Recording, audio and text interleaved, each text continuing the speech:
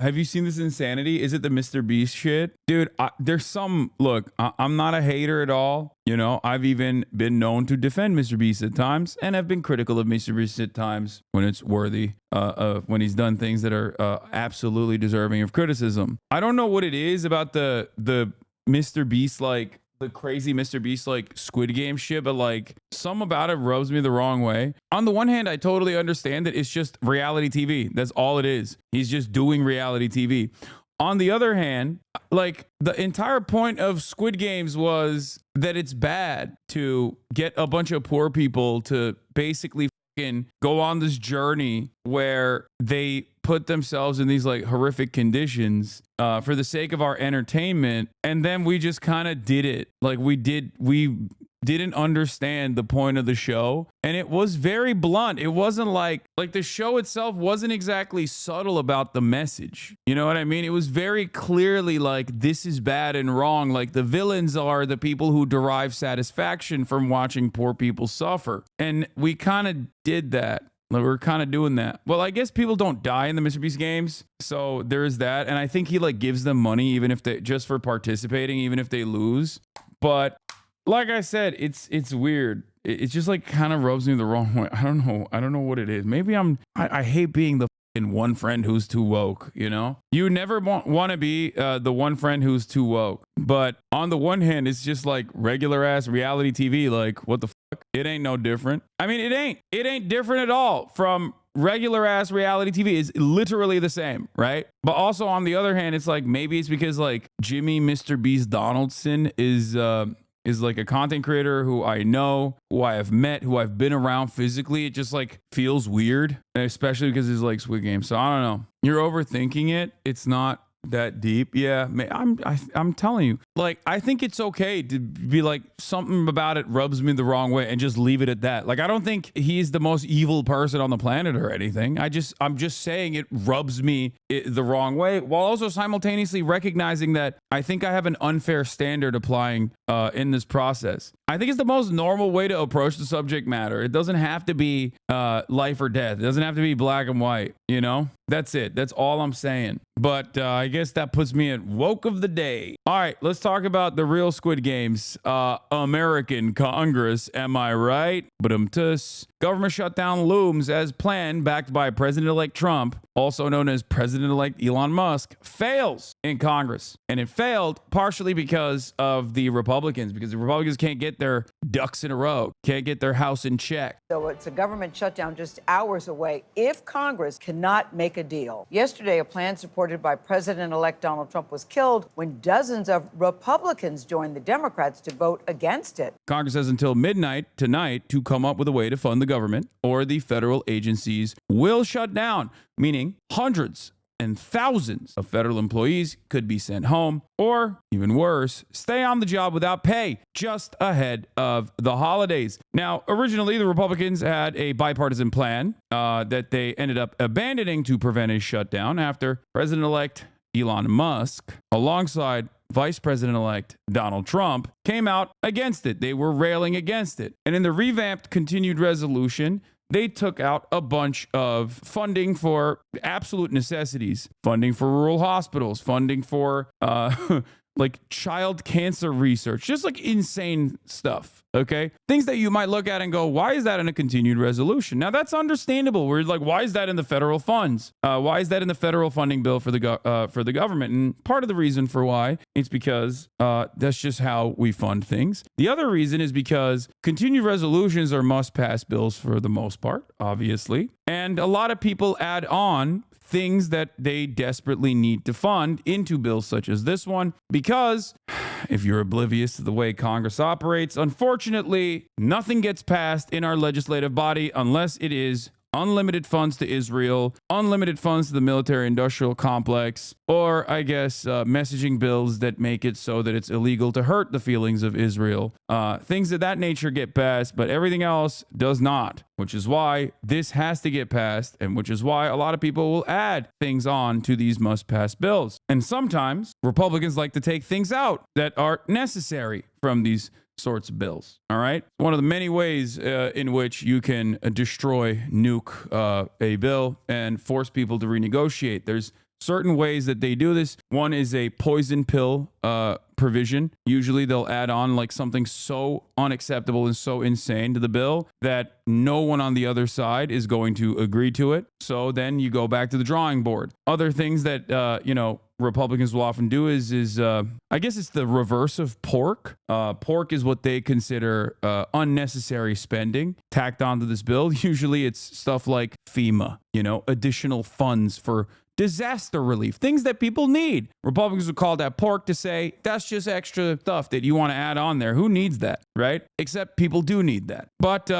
this back and forth obviously has pushed continued resolution bill that would fund the federal government into this weird limbo. But what does it mean if the government shuts down? A government shutdown happens when Congress doesn't pass legislation either temporarily or more permanently funding the government, and such a measure isn't signed by the president. And the government shutdown would start if Congress doesn't approve this continuing resolution or a permanent spending measure by Friday. Each federal agency has its own plans and its own budgets. They have their own ways of dealing with a shutdown, but basically any government operation deemed non-essential would just simply cease happening. They would stop it, and hundreds of thousands of federal employees' work would be disrupted. Like if you're in a federally funded, publicly funded research lab, for example, and you're no longer getting paid, you might have to abandon your research. Sometimes when you abandon that research completely falls apart. These are some of the many ways in which a full-blown government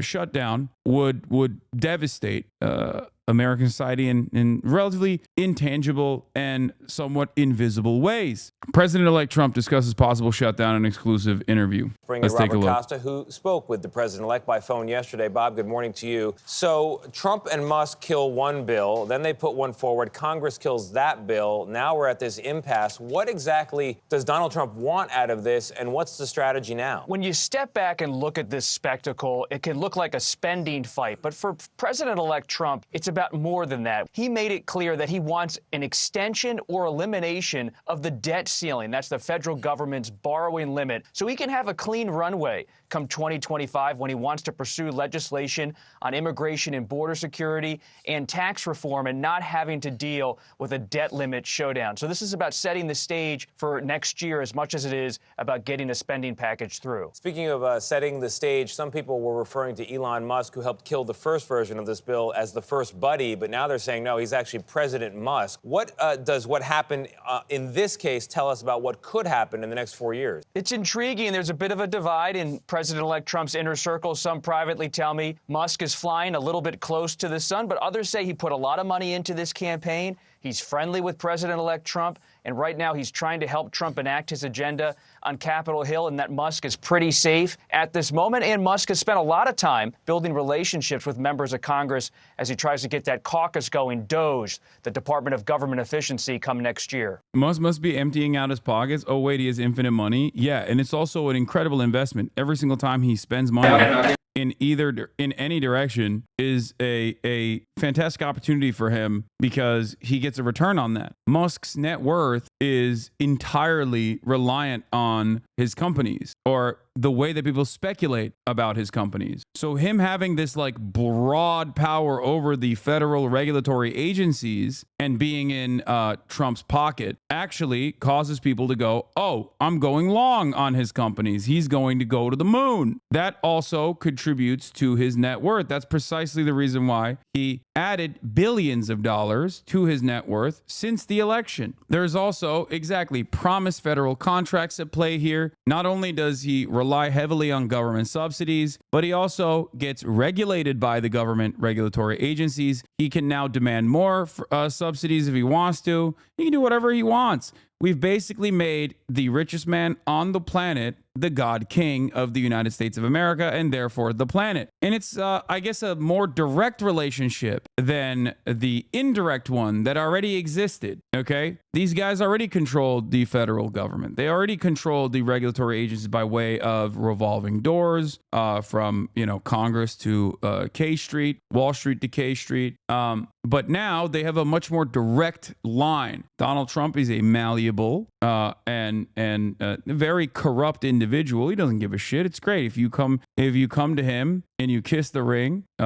He's going to give you anything you want, really, depending on how much you pay for it. It's just how it works. AOC was saying on Majority Report that this is happening over the debt ceiling now because Trump's tax cuts are up for renewal next year, which will increase the deficit. Republicans, Elon, are getting ahead of it. Yes, I suspect that a big part of this is because Donald Trump wants to make the tax cuts permanent, the ones that were supposed to be sunsetting, specifically for middle class and poorer Americans. And he won't just do that on its own. He's not going to use that as a standalone to be like, oh yeah, we're going to also make the tax cuts for the working class permanent. He will most likely use that as an opportunity to say, we're making those tax cuts permanent while also offering additional tax cuts to corporations. Perhaps most importantly, they want to increase the debt limit, the debt ceiling, until January 2027. The reason why they want to do that is because Donald Trump does not want to have these back and forth battles while he is the president with the Democratic Party. This is obviously a weapon not dissimilar to the filibuster in some ways that the minority party, the party not in power, can use to their advantage to make sure that they get their spending priorities across. Now, part of the reason why Elon Musk has also been pushing for this, according to David Dayen of The American Prospect, is because Elon Musk has factories in China. There's a mundane reason for the late-term chaos, and it's called conflict of interest. David says this is the first scandal of the second Trump term, and take a long look because it's going to look like all the other scandals. A conflict of interest among his impossibly wealthy advisors and aides, or for Trump himself, seeping over into policy. You can argue about whether the U.S. should be restricting investment in China, says David Dayen, but it's incontrovertible that a billionaire who has a bunch of investments in China and wants to make more all of a sudden disrupted a normal congressional process that was going to restrict that investment with a bunch of lies from his media platform.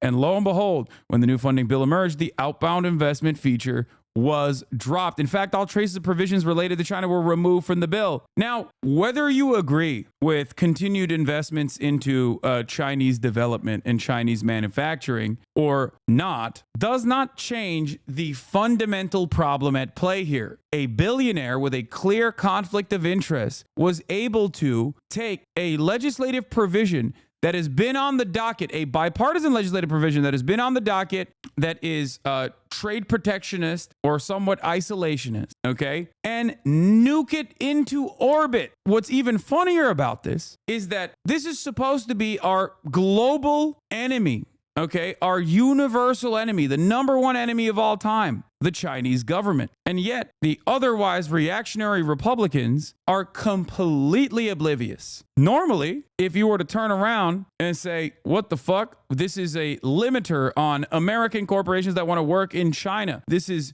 restrictions that already exist through the Treasury Department that we are codifying through the legislative body to ensure that our really sensitive IP is not going, is not falling on Chinese hands. This is something that Americans talk about all the time. American corporate leaders talk about it all the time. Oh, China is stealing our lunch money. They're stealing our innovative products. They're stealing our technology. And with all of this unrestricted xenophobic sentiment running rampant, despite the fact that, you know, Americans are hypocritical and self-centered, people are oblivious to this. And it's actually the same dynamic that I've talked about quite a bit with respect to who's a good billionaire and who's a bad billionaire. Now, I have a principled stance on this. I don't think that any billionaire is quote unquote good. I don't think anyone is good or bad. They're just operating on self-interest under a capitalist system. And the reality that billionaires even exist is a significant failure of policy in my assessment, okay?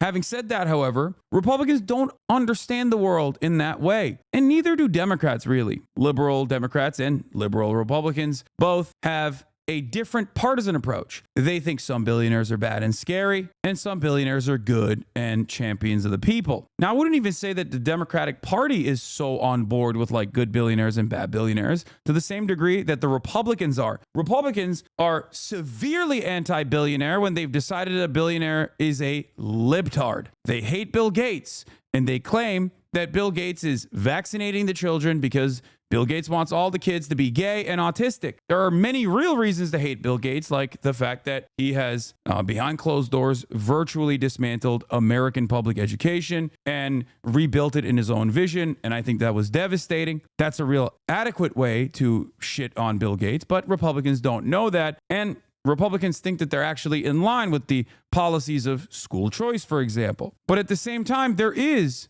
an autistic billionaire that wants to put a fucking chip in your brain. That autistic billionaire's name is Elon Musk, and yet the Republican Party thinks Elon Musk is a champion of the American people. It blows my fucking mind. You think Bill Gates wants to make you autistic with a vaccine chip? Elon Musk is literally working on Neuralink, and yet Republicans don't understand that. They're like, they don't realize. They're like, oh, the government's surveilling us, brother. They're surveilling us. Okay, Elon Musk is literally a defense contractor with a surveillance mechanism. Peter Thiel, Palantir, that is a surveillance company. So many of the billionaires in Trump's orbit are the exact cartoon villains that you present libtard billionaires as.